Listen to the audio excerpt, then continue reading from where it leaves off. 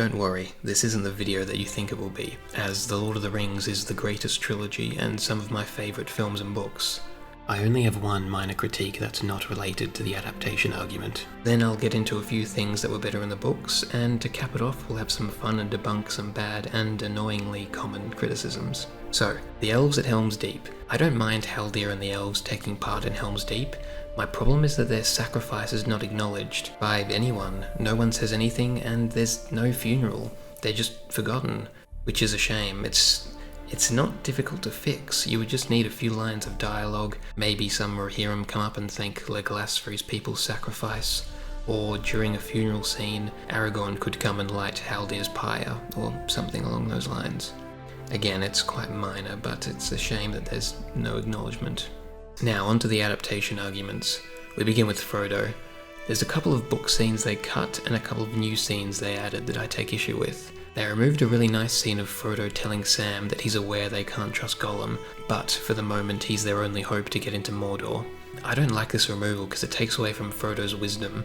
The book scene lets us know Frodo isn't falling for Gollum's tricks. The other removed scene is when Frodo warns Sam that he may not be able to part with the ring, and that Sam may have to take it from him by force to ensure its destruction. This omission is annoying because, again, it takes away from Frodo's wisdom of knowing how much he's struggling, and knowing he may not be able to resist the ring's temptation when the time comes to destroy it.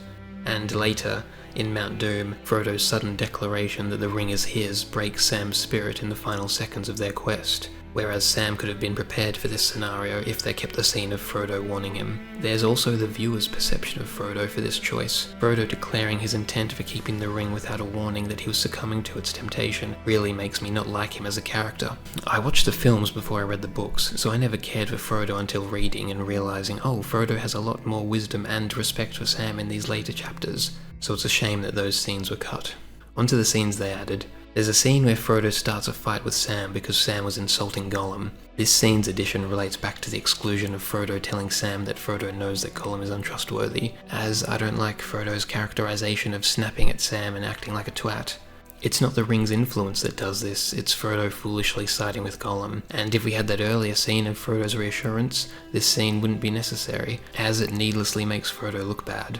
There's also the scene where Gollum frames Sam for stealing food, and Frodo believes Gollum and sends Sam home. This scene is not in the book, and for good reason, as the scene feels like needless drama and really makes me dislike Frodo. This scene's inclusion also takes away from the fight at the top of Cirith Ungol, because in the book, Frodo and Sam fight their way through Shelob's lair together and share that brotherhood, whereas in the film they're separated and go through at different times. Though the fight between Sam and Shelob stays the same, the prelude differs. As Sam and Frodo go to fight Shelob, Gollum attacks Sam from behind, so Sam fights Gollum while Frodo fights Shelob off-page. Sam defeats Gollum, but in doing so arrives too late to stop Shelob stinging Frodo. But Sam and the reader are unaware that Frodo's been stung until after Sam defeats Shelob and cuts Frodo free from the web. This is when both Sam and the reader find out together that Frodo's, sort of dead, which I prefer to the way it was done in the films. I can understand why people like this edition, with Sam realizing Gollum tricked Frodo and rushing back to save him, but I prefer the way it was in the book. Now, onto Faramir.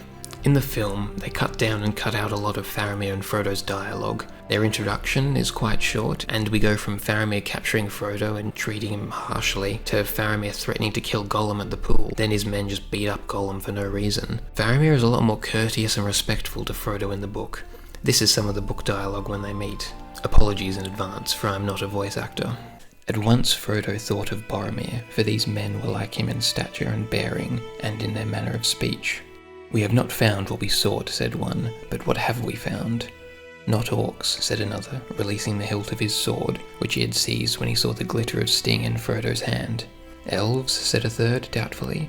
Nay, not elves, said the fourth, the tallest, and as it appeared, the chief among them. Elves do not walk in Ithilien in these days, and elves are wondrous fair to look upon, or so 'tis said. Meaning where not, I take you, said Sam. Thank you kindly, and when you've finished discussing us, perhaps you'll say who you are, and why you can't let two tired travellers rest. The tall green man laughed grimly. I am Faramir, captain of Gondor, he said, but there are no travellers in this land, only the servants of the Dark Tower, or of the White. But we are neither, said Frodo, and travellers we are, whatever Captain Faramir may say. Then make haste to declare yourselves and your errand, said Faramir, We have work to do, and this is no time or place for riddling or parleying. Come, where is the third of your company?" "The third?" "Yes, the skulking fellow that we saw with his nose in the pool down yonder. He had an ill-favoured look. Some spying breed of orc, I guess, or a creature of theirs. But he gave us the slip by some fox trick." "I do not know where he is," said Frodo. "He is only a chance companion met upon our road, and I am not answerable for him. If you come on him, spare him. Bring him or send him to us. He is only a wretched gangrel creature, but I have him under my care for a while. But as for us, we are hobbits of the Shire, far to the north and west, beyond many rivers. Frodo, son of Drogo, is my name, and with me is Samwise, son of Hamfast, a worthy hobbit in my service. We have come by long ways, out of Rivendell, or Imladris as some call it." Here Faramir started and grew intent. 7 companions we had. 1 we lost in Moria, the others we left at Parthgalen above Rhoros. 2 of my kin, a dwarf there was also, and an elf, and 2 men. They were Aragorn and Boromir, who said that he came out of Minas Tirith, a city in the south. "Boromir!" all the 4 men exclaimed. "Boromir, son of the Lord Denethor?" said Faramir, with a strange stern look came into his face. "You came with him? That is news indeed, if it be true. Know, little strangers, that Boromir, son of Denethor, was High Warden of the White Tower, and our Captain General. Sorely do we miss him. Who are you then, and what had you to do with him? Be swift, for the sun is climbing." "Are the riddling words known to you that Boromir brought to Rivendell?" Frodo replied. "Seek for the sword that was broken. In Imladris it dwells." "Those words are known indeed," said Faramir in astonishment. "It is some token of your truth that you also know them." "Aragorn, whom I named, is the bearer of the sword that was broken," said Frodo, "and we are the halflings that the rhyme spoke of." "That I see," said Faramir thoughtfully. "Or I see that it might be so. And what is Isildur's bane?" "That is hidden," answered Frodo. "Doubtless it will be made clear in time." "We must learn more of this," said Faramir, "and know what brings you so far east under the shadow of yonder." He pointed and said no name. "But not now. We have business in hand. You are in peril, and you would not have gone far by field or road this day. There will be hard handstrokes nigh at hand ere the day is full, then death, or swift flight back to Anduin. I will leave 2 to guard you, for your good and for mine. Wise man trusts not to chance meeting on the road in this land. If I return, I will speak more with you." "Farewell," said Frodo, bowing low. "Think what you will, I am a friend of all enemies of the one enemy. We would go with you if we halfling folk could hope to serve you, such doughty men as strong as you seem, and if my errand permitted it, may the light shine on your swords." "The halflings are courteous folk, whatever else they be," said Faramir. "Farewell." Faramir and his men then fight the Southrons before they sit down for a longer conversation with Frodo. Sam soon became aware that the captain was not satisfied with Frodo's account of himself at several points. What part had he to play in the company that set out from Rivendell?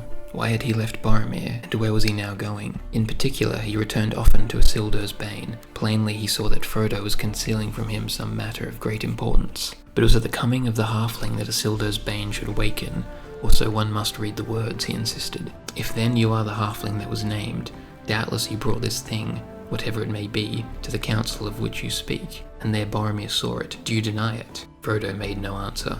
"So," said Faramir, "I wish then to learn from you more of it. What concerns Boromir concerns me.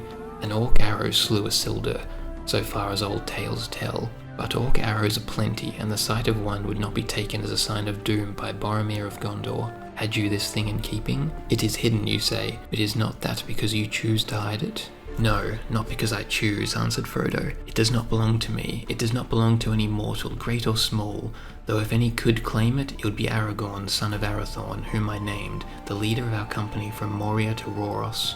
"Why so, and not Boromir, prince of the city that the sons of Elendil founded?"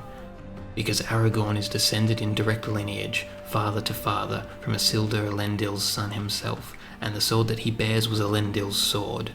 A murmur of astonishment ran through all the ring of men. Some cried aloud, "The sword of Elendil! The sword of Elendil comes to Minas Tirith! Great tidings!" But Faramir's face was unmoved. "Maybe," he said, "but so great a claim will need to be established, and clear proofs will be required should this Aragorn ever come to Minas Tirith. He had not come, nor any of your company, when I set out 6 days ago." Boromir was satisfied of that claim, said Frodo. Indeed, if Boromir were here, he would answer all your questions, and since he was already at Rhoros many days back, and intended then to go straight to your city, if you return, you may soon learn the answers there. My part in the company was known to him, as to all the others, for it was appointed to me by Elrond of Imladris himself before the whole council.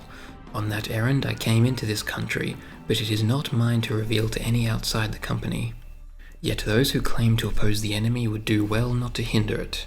Frodo's tone was proud, whatever he felt, and Sam approved of it, but it did not appease Faramir. So, he said, you bid me mind my own affairs and get me back home, and let you be. Boromir will tell all when he comes. When he comes, say you. Were you a friend of Boromir? Vividly before Frodo's mind came the memory of Boromir's assault upon him, and for a moment he hesitated. Faramir's eyes, watching him, grew harder. Boromir was a valiant member of our company, said Frodo at length. Yes, I was his friend, for my part. Faramir smiled grimly. Then you would grieve to learn that Boromir is dead. I would grieve indeed, said Frodo. Then catching the look in Faramir's eyes, he faltered. Dead, he said. Do you mean that he is dead, and that you knew it? You have been trying to trap me in words, playing with me? Or are you now trying to snare me with a falsehood? I would not snare even an orc with a falsehood, said Faramir. How then did he die, and how do you know of it, since you say that none of the company had reached the city when you left? As to the matter of his death, I had hoped that his friend and companion would tell me how it was. But he was alive and strong when we parted, and he lives still for all that I know. Though surely there are many perils in the world. Many indeed, said Faramir, and treachery not the least. Sam had been getting more and more impatient and angry at this conversation. These last words were more than he could bear, and, bursting into the middle of the ring, he strode up to his master's side. Begging your pardon, Mr. Frodo, he said, but this has gone on long enough. He's no right to talk to you so, after all you've gone through, as much for his good and all these great men as for anyone else. See here, Captain. He planted himself squarely in front of Faramir, his hands on his hips, and a look on his face as if he was addressing a young hobbit who had offered him what he called sauce when questioned about visits to the orchard. There was some murmuring, but also some grins on the faces of the men looking on. The sight of their captain sitting on the ground and eye to eye with a young hobbit, legs well apart, bristling with wrath, was one beyond their experience. See here, he said, what are you driving at? Let's come to the point before all the orcs of Mordor come down on us. If you think my master murdered this Boromir and then ran away, you've got no sense, but say it and have done, and then let us know what you mean to do about it. But it's a pity that folk as talk about fighting the enemy can't let others do their bit in their own way without interfering. He'd be mighty pleased if he could see you now, think he'd got a new friend, he would. Patience, said Faramir, but without anger. Do not speak before your master, whose wit is greater than yours. And I do not need any to teach me of our peril. Even so, I spare a brief time in order to judge justly in a hard matter. Were I as hasty as you, I might have slain you long ago, for I am commanded to slay all whom I find in this land without the leave of the Lord of Gondor. But I do not slay man or beast needlessly, and do not gladly even when it is needed. Neither do I talk in vain, so be comforted, sit by your master, and be silent. Sam sat down heavily with a red face. Faramir turned to Frodo again. Faramir then tells Frodo how he learned of Boromir's death, but assures Frodo that at least some of the other company men are still alive. This is in regards to having just talked about Boromir's death. For me there is no comfort in our speech together, said Faramir, but you surely draw from it more dread than need be. Unless the people of Lorien themselves came to him, who arrayed Boromir as for a funeral. Not orcs or servants of the Nameless. Some of your company, I guess, still live. But whatever befell on the North March, you, Frodo, I doubt no longer. If hard days have made me any judge of men's words and faces, then I may make a guess at halflings. Though, and now he smiled, there is something strange about you, Frodo. An elvish air, maybe, but more lies upon our words together than I thought at first. I should now take you back to Minas Tirith to answer there to Denethor, and my life will justly be forfeit if I now choose a course that proves ill for my city. So I will not decide in haste what is to be done, yet we must move hence without more delay. He sprang to his feet and issued some orders. Now you, Frodo and Samwise, will come with me and my guards. You cannot go along the road southwards if that was your purpose. It will be unsafe for some days, and always more closely watched after this affray than it has been yet.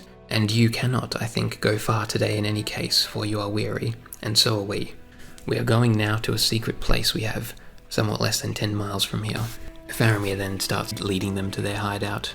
While they walked as swiftly as the hobbits could go, they talked in hushed voices.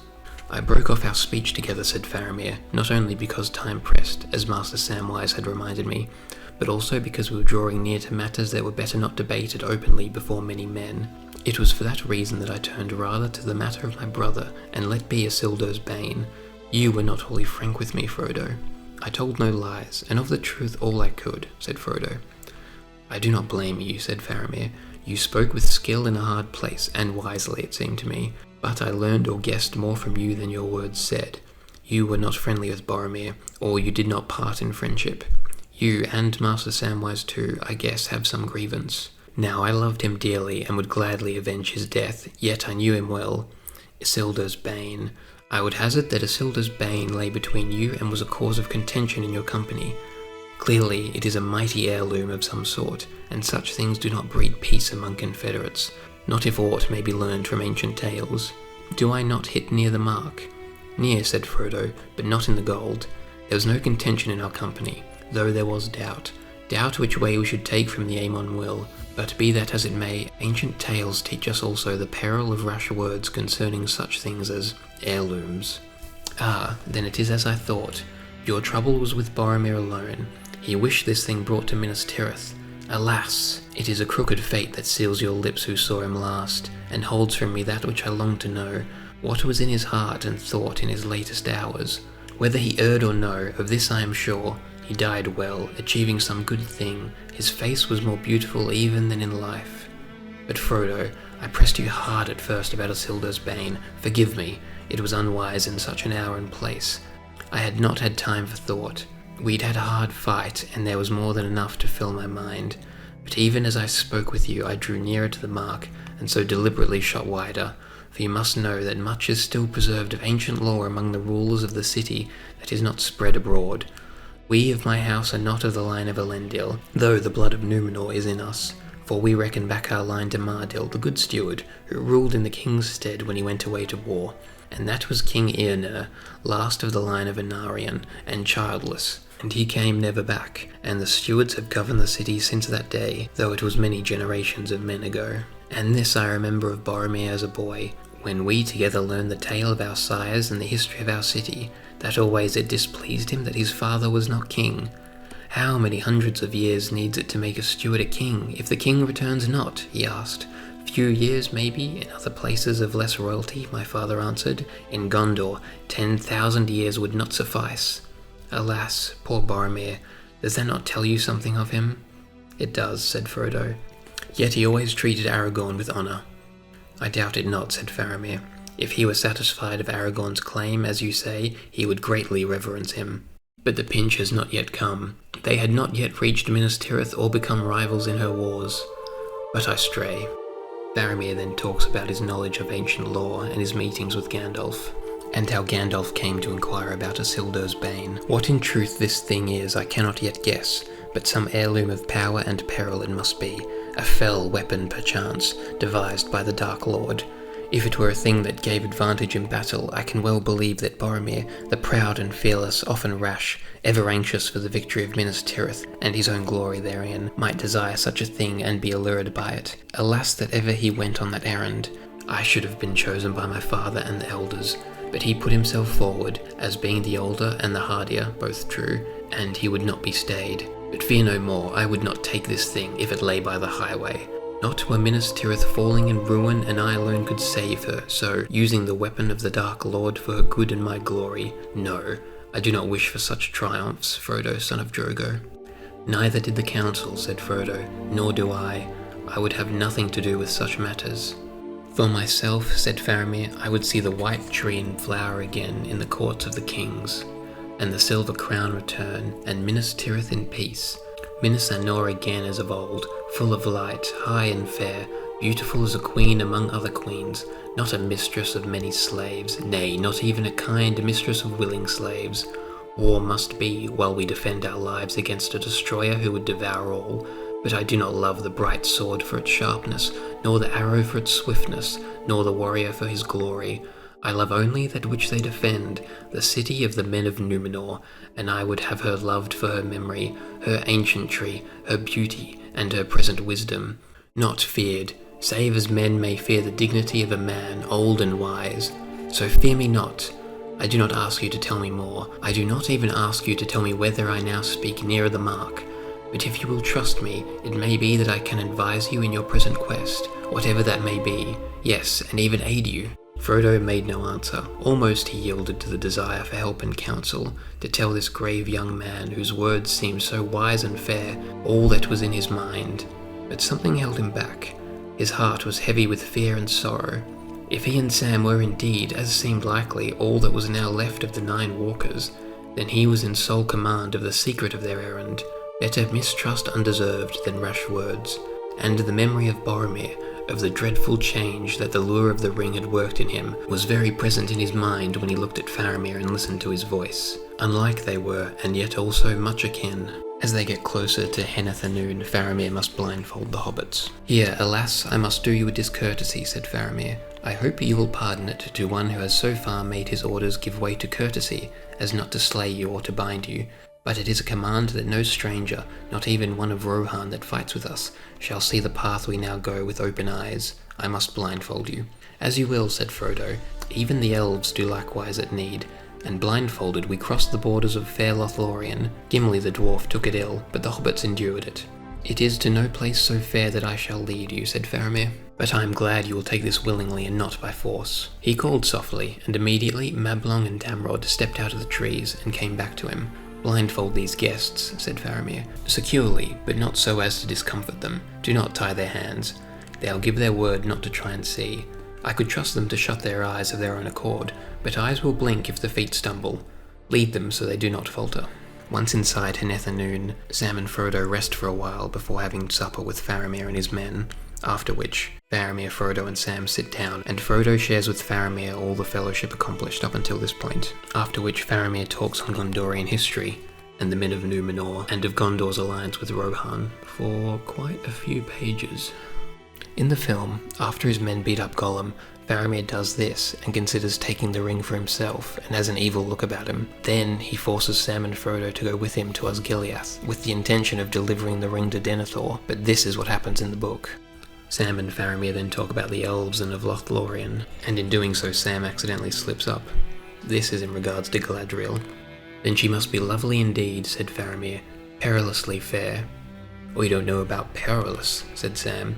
It strikes me that folk takes their apparel with them into Lorien, and finds it there because they've brought it. But perhaps you could call her perilous, 'cause she's so strong in herself. You could dash yourself to pieces on her, like a ship on a rock, or drown yourself, like a hobbit in a river. But neither rock nor river would be to blame. Now Borrow. He stopped and went red in the face. Yes? Now Boromir, you would say, said Faramir. What would you say? He took his peril with him? Yes, sir, begging your pardon, and a fine man as your brother was, if I may say so, but you've been warm on the scent all along.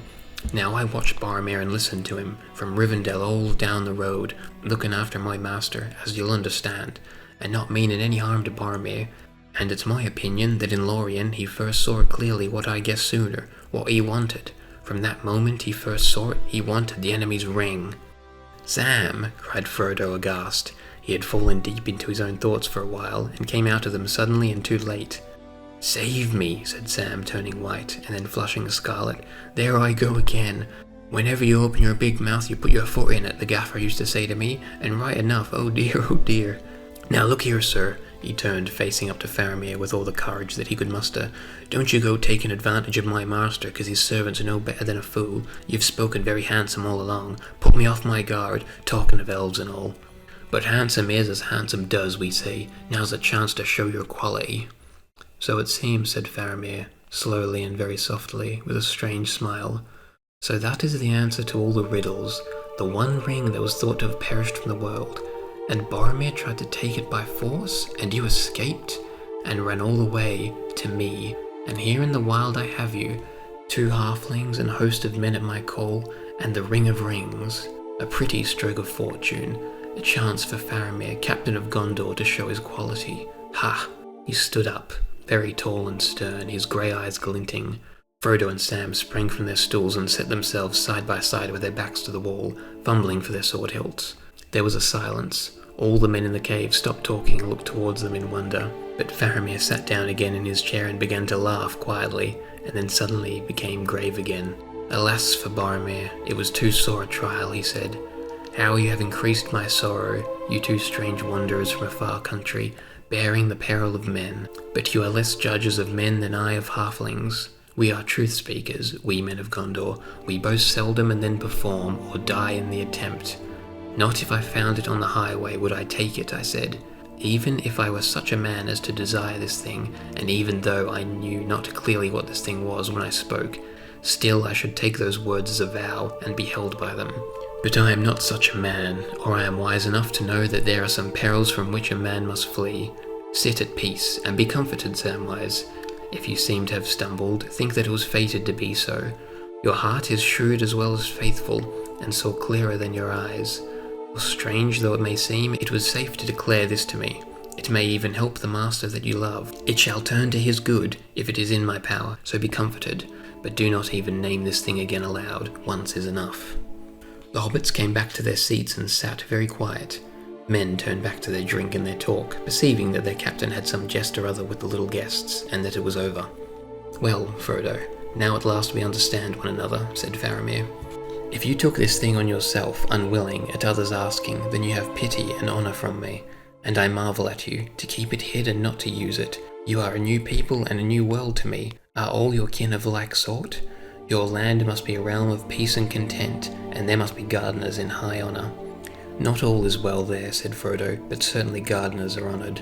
But folk must grow weary there, even in their gardens, as do all things under the sun of this world, and you are far from home and wayworn. No more tonight. Sleep, both of you, in peace if you can. Fear not, I do not wish to see it, or touch it, or even know more of it than I know, which is enough. Lest peril perchance waylay me, and I fall lower in the test than Frodo son of Drogo. Go now to rest. But first tell me only, if you will, whither you wish to go, and what to do, for I must watch and wait and think. Time passes. In the morning we must each go swiftly on the ways appointed to us. Frodo had felt himself trembling as the first shock of fear passed. Now a great weariness came down on him like a cloud. He could disassemble and resist no longer. I was going to find a way into Mordor, he said faintly. I was going to Golgoroth. I must find the Mountain of Fire, and cast the thing into the Gulf of Doom. Gandalf said so. I do not think I shall ever get there. Faramir stared at him for a moment in grave astonishment. Then suddenly he caught him as he swayed, lifting him gently, carried him to the bed and laid him there, and covered him warmly.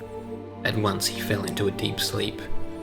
Another bed was set beside him for his servant. Sam hesitated for a moment, then, bowing very low, "Good night, Captain, my lord," he said. "You took the chance, sir." "Did I so?" said Faramir. "Yes, sir, and you showed your quality, the very highest." Faramir smiled. "A pert servant, Master Samwise, but nay, the praise of the praiseworthy is above all rewards, yet there is naught in this to praise. I had no lure or desire to do other than I have done." "Ah, well, sir," said Sam, "you said my master had an elvish air, and that was good and true, but I can say this. You have an air too, sir, that reminds me of, well, Gandalf, of wizards." "Maybe," said Faramir, "maybe you discern from far away the air of Numenor. Good night." This scene is in the book, though it takes place after their supper together, and before they find Gollum in the Forbidden Pool, where again Faramir treats Frodo with respect. He has the same suspicions of Gollum as film Faramir, but at dawn Faramir lets Frodo, Sam and Gollum go. They part on friendly terms, and Faramir also gifts them new staffs, food and directions. Hopefully these readings demonstrate the qualities of Book Faramir, and it would not have been much effort to keep him great in the film. You just need to keep these earlier dialogue scenes. The changes to Boromir's character in the films improves him by giving him more depth and makes him my favourite character in the films, but the changes to Faramir's introduction makes him worse by removing the respect he gives to Sam and Frodo, removing his wisdom and knowledge of lore, and removing the honourable way in which he lives and leads men as a warrior of Gondor. I watched the films before reading the books, so I had the joy of reading how great a character Faramir is, after being subjected to the film's disappointing introduction of him. And it's only Faramir's introduction that I don't like. He's great in the rest of the films. so it's a shame he couldn't be great all throughout. Treebeard, or Fangorn as that's his true name, is written to be a bit slow and foolish in the Two Towers, as he is unaware of Saruman's treachery and unwilling to fight against the great evil of the orcs. I do like that Pippin gets to shine in his plan to trick Treebeard to walk near Isengard, but I much prefer Fangorn's characterization in the book, as at first he is unwilling to fight, but then he starts monologuing and talks about the history of the forests, the history of the Ents, but then he starts talking about Saruman and the orcs. Well, let me read you a bit. "And what about yourself?" asked Merry. I have not troubled about the great wars," said Treebeard. "They mostly concern elves and men. That is the business of wizards. Wizards are always troubled about the future. I do not like worrying about the future. I am not altogether on anybody's side, because nobody is altogether on my side, if you understand me. Nobody cares for the woods as I care for them, not even elves nowadays. Still, I take more kindly to elves than to others. It was the elves that cured us of dumbness long ago, and that was a great gift that cannot be forgotten, though our ways have parted since. And there are some things, of course, whose side I am altogether not on. I am against them altogether, these Bararom." He again made a deep grumble of disgust. "These orcs and their masters. I used to be anxious when the shadow lay on Mirkwood, but when it removed to Mordor, I did not trouble for a while. Mordor is a long way away, but it seems that the wind is setting east, and the withering of all woods may be drawing near. There is naught that an old Ent can do to hold back that storm. He must weather it or crack. But Saruman now. Saruman is a neighbour. I cannot overlook him. I must do something, I suppose. I have often wondered lately what I should do about Saruman." "Who is Saruman?" asked Pippin. "Do you know anything about his history?" "Saruman is a wizard," answered Treebeard. "More than that I cannot say. I do not know the history of wizards. They appeared first after the great ships came over the sea, but if they came with the ships I never can tell. Saruman was reckoned great among them, I believe. He gave up wandering about and minding the affairs of men and elves some time ago. You would call it a very long time ago, and he settled down at Angrenost, or Isengard, as the men of Rohan call it. He was very quiet to begin with, but his fame began to grow. He was chosen to be the head of the White Council, they say, but that did not turn out too well.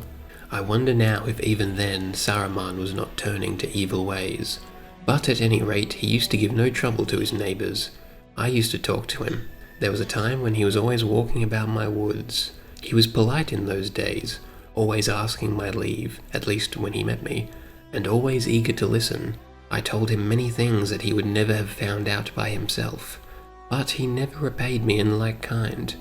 I cannot remember that he ever told me anything, and he got more and more like that. His face, as I remember it, I have not seen it for many a day, became like windows in a stone wall, windows with shutters inside. I think that I now understand what he is up to. He is plotting to become a power. He has a mind of metal and wheels, and he does not care for growing things, except as far as they serve him for the moment. And now it is clear that he is a black traitor. He has taken up with foul folk, with the orcs. Brum-hom. Worse than that, he has been doing something to them, something dangerous. For these Isengarders are more like wicked men. It is a mark of evil things that came in the great darkness that they cannot abide the sun, but Saruman's orcs can endure it, even if they hate it. I wonder what he has done. Are they men he has ruined, or has he blended the races of orcs and men? That would be a black evil. Treebeard rumbled for a moment, as if he were pronouncing some deep subterranean Entish malediction. "Some time ago I began to wonder how orcs dared to pass through my woods so freely," he went on. "Only lately did I guess that Saruman was to blame, and that long ago he had been spying out all the ways and discovering my secrets. He and his foul folk are making havoc now. Down on the borders they are felling trees, good trees. Some of the trees they just cut down and leave to rot, orc mischief that, but most are hewn up and carried off to feed the fires of Orthanc. There is always a smoke rising from Isengard these days. Curse him, root and branch. Many of these trees were my friends, creatures I had known from nut and acorn. Many had voices of their own that are lost forever now. And there are wastes of stump and bramble where once there were singing groves. I have been idle. I have let things slip. It must stop. Treebeard raised himself from his bed with a jerk, stood up and thumped his hand on the table. The vessels of light trembled and set up 2 jets of flame. There was a flicker like green fire in his eyes, and his beard stood out stiff as a great besom. I will stop it, he boomed, and you shall come with me. You may be able to help me. You will be helping your own friends that way too, for if Saruman is not checked, Rohan and Gondor will have an enemy behind as well as in front. Our roads go together, to Isengard. It's such a great monologue of Fangorn talking himself into a rage against Saruman's treachery. Fangorn then calls the Entmoot and, off-page, convinces the Ents to go to war. So hopefully you see why I prefer the book version of Fangorn as an active character in the fight against evil. The last criticism is about Denethor. His reasonings for going mad are left out of the film. In the book, Denethor has a palantir of his own, which Sauron used to fill Denethor's mind with images of Denethor's greatest fears. It's a shame Denethor's reasons are ignored, as this is also the easiest fix, as it only needs a few lines of dialogue to fix. You could have Pippin ask Gandalf, "What happened to Denethor? Where did this sudden madness come from?" Then Gandalf could produce Denethor's palantir and say something like, "It seems the steward kept this secret even from me. Sauron infiltrated his mind and tortured his spirit until he broke." See, it would not be a difficult scene to do. Before I read the books, I always wondered why Denethor went mad, so it's a shame a small scene explaining it wasn't in Return of the King. Now we can have some fun and debunk some terrible criticisms. Why doesn't Elrond cowardly murder Isildur from behind, then lie and say he fell? Bore on the floor over there. Hopefully the way I worded this is enough of an explanation for why the Honourable Elrond would not just murder the King of Men. Why is Legolas so overpowered? Well, first off, he's a magical being. Second, he's 3,000 years old. He's been training with a bow since before the Iliad was composed, before Rome was even conceived of. If you've been training for war for 3,000 years, you'd have Legolas's skill too. Why doesn't Sauron block the entrance to Mount Doom?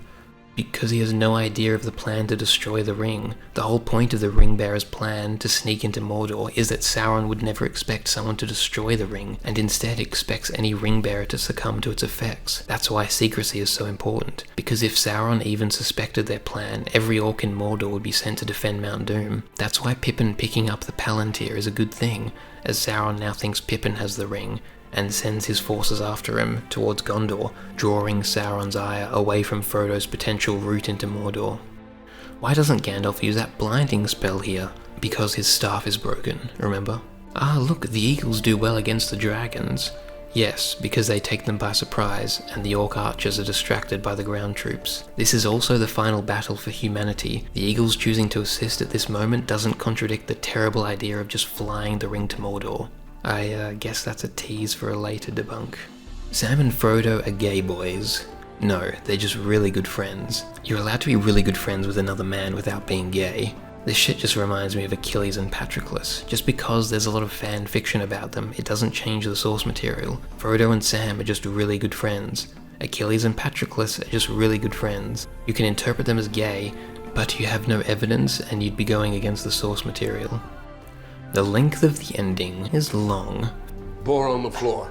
Go, go, go, go, go! First off, it's not that long. It's only 18 minutes in a 4.5 hour movie. Second, it's really important for all our characters to finish their stories. Aragorn needs to be crowned king. The hobbits need to go and see Bilbo in Rivendell, then return to the Shire where we can see Frodo still suffering from his Morgul blade wound and the ring's influence, so he and Bilbo sail off with the elves. Then we need to see Sam, now master of Bag End, happy with his family. How can you be sitting there seething that this is too long and unimportant? Also, TV shows have long endings all the time. Id Est, in the final episode of Band of Brothers, the Germans surrender at the 15-minute mark, yet there is still 45 minutes left. Because, guess what? There is still story to be told, and characters are yet to conclude their journeys. Band of Brothers has a 45-minute ending. Lord of the Rings has an 18-minute ending. You may think Band of Brothers is just an outlier, but many shows do this, where the main villain is defeated, but there is still half an episode to go. Not only is Lord of the Rings ending not that long, it's really important for all our characters to finish their stories. And finally, the worst and most common criticism. Well, why didn't they just take the eagles to Mordor? Bore on the floor! Bore on the floor! On the floor, bore! Why do you think? Have you actually comprehended the threat of Sauron, of all the forces he has at his command? So, Gandalf comes to Frodo with an eagle, and they take flight. Once they come in range of Mordor, the Eye will see them. Every orc will rush to Mount Doom and fill the sky with arrows. The Nazgul will take flight on their dragons, and Sauron's crow servants can also attack. Aside from the immortal warriors on dragons and hundreds of crows pecking at you, all it would take is one lucky orc arrow for the ring to be lost and Sauron to win and to dominate the world. That is why. Also, the eagles are their own beings, with sentience. They wouldn't agree to a suicide mission. I guess to stop this criticism, there should have maybe been a line at the Council of Elrond. Maybe have Pippin or someone say, "Well, why can't we take the eagles to Mordor?" Then maybe Boromir can laugh in disbelief. Some of the elves and other dwarfs can sort of look at him in shock, and maybe Legolas can look at him with sympathy, and Gandalf can put a gentle hand on his shoulder and say, "My dear Hobbit, such a quest would be suicide.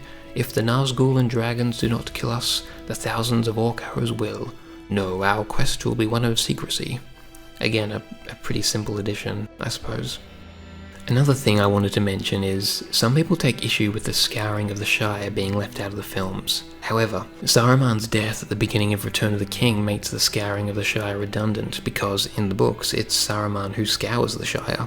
The Hobbiton pipeweed he has in his storeroom at Isengard is the tease for this, and when the Fellowship is heading back to Rivendell to meet Bilbo, they pass a defeated Saruman on the road, heading in the direction of the Shire. And once the hobbits return to the Shire, they find Saruman has polluted the area with Uruks and his foul machinery. Frodo encourages the hobbits to rise up, and they kill the Uruks and capture Saruman. However, like in the beginning of Return of the King, Grima stabs Saruman in the back before being killed himself. Wormtongue hesitated, and then followed his master. "Wormtongue," called Frodo, "you need not follow him. I know of no evil that you have done to me. You can have rest and food here for a while, until you are stronger and can go your own ways."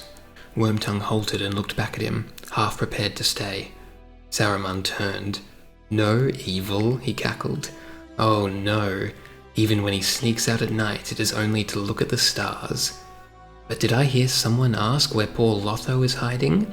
You know, don't you, Worm? Will you tell them?" Wormtongue cowered down and whimpered, "No, no."